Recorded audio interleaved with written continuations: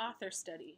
So, for the author study, I went back and forth between a few different authors that I debated doing my author study project on.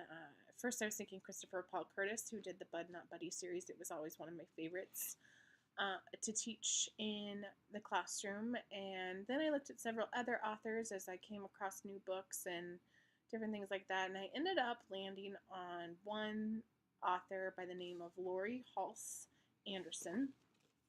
And she actually is one that I came across in a reading that some of my students were doing for another class, Fever 1793.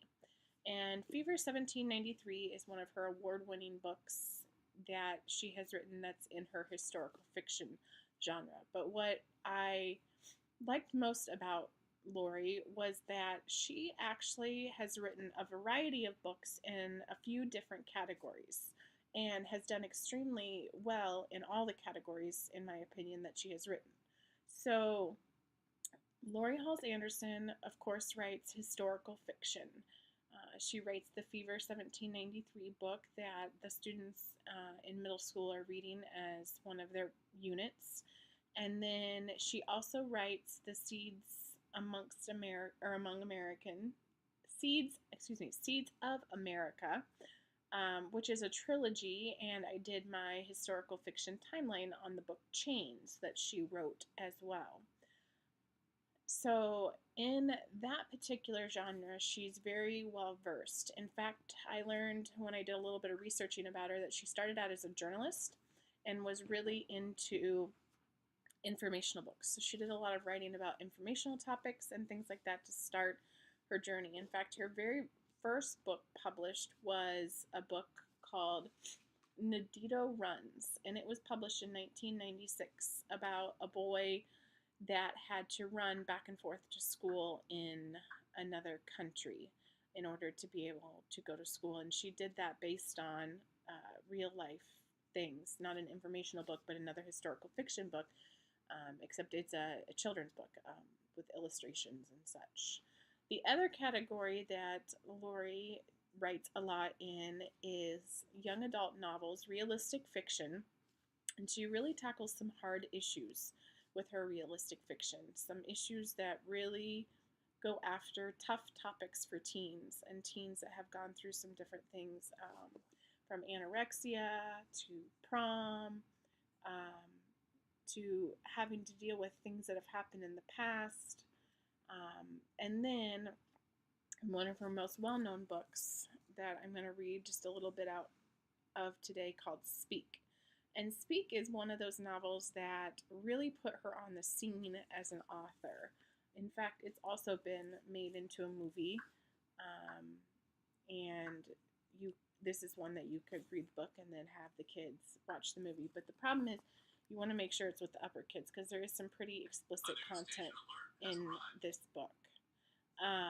So, just to kind of kick it off, I can tell you a little bit about this particular book. This book, Speak, is about a young lady who is just entering high school. And as she enters high school, she has a very close group of friends. But we learn from the very beginning that something has happened. And Laurie does not come out and tell us right away what has happened or what event really took place that causes this rift and causes all her and her friends to go astray. So, if I flip back to the right page, had it just a second ago. Here it is. It goes, I am outcast. There is no point looking for my ex-friends. Our clan, the Plain Janes, has splintered and the pieces are being absorbed by rival factions. Nicole lounges with the jocks, comparing scars from summer league sports. Ivy floats between the suffering artists on one side of the aisle and the thespians on the other. She has enough personality to travel with two packs. Jessica has moved to Nevada. No real loss. She was mostly Ivy's friend anyway. The kids behind me laugh so loud I know they're laughing about me. I can't help myself. I turn around. It's Rachel, surrounded by a bunch of kids wearing clothes that most definitely did not come from East Side Mall. Rachel Bruin, my ex-best friend. She stares at something above my left ear. Words climb up my throat. This was the girl who suffered through brownies with me, who taught me how to swim, who understood about my parents, who didn't make fun of my bedroom. If there is anyone in the entire galaxy I'm dying to tell what really happened, it's Rachel. And so we learn early on that this event has taken place and that it has deeply affected her in the novel and obviously has affected many of her relationships, not only her friends, but also reading this novel has affected her relationship with her parents as well. And so the author takes us through a series of events where we start to discover about halfway through the book that she has been through some sort of sexual assault and that she's dealing with that and she's not sure where she fits in the mix or exactly what has happened to her, how it's affecting her. So it's almost like she's trying to find her place in her life again and is just not sure how to deal with it. So that is the book Speak. Anderson has written several books. Like I said, Nadito Runs was one of her very first, and it was a children's book. But she wrote Speak, and it's actually, I haven't seen it and I haven't read it yet, but Speak has also been turned into a graphic novel. And I know a lot of kids really love the graphic novels, so I'd be interested to see how the themes and how the story come out in the graphic novel with the illustrations. I'd like to check that out sometime and see that. But she writes Fever, 1793, Catalyst, Prom, Twisted, Winter Girls, Impossible, Knife of Memory. All those would be like realistic fiction dealing with young adult issues that they have to go through as they're growing up. And then in her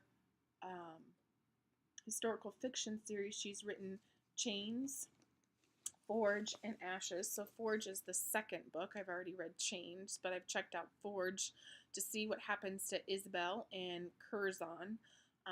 They're escaped slaves. What I really like about her historical fiction is she does a really nice job on her research and researching topics that happened at the time and characters that lived in real life. Now, Isabel and Curzon didn't live in real life. Slaves like them, of course, lived in that real time, but she does mention characters that are famous during the American Revolution, and she portrays them in the light from all the research that she's done and come across. So I've learned lots of different things about the American Revolution by reading this series that I had no idea took place before reading this series. So that's her historical fiction, but she's also done some historical fiction called Independent Dames, Women of Revolutionary War, and Thank You, Sarah, which has to do with the first Thanksgiving.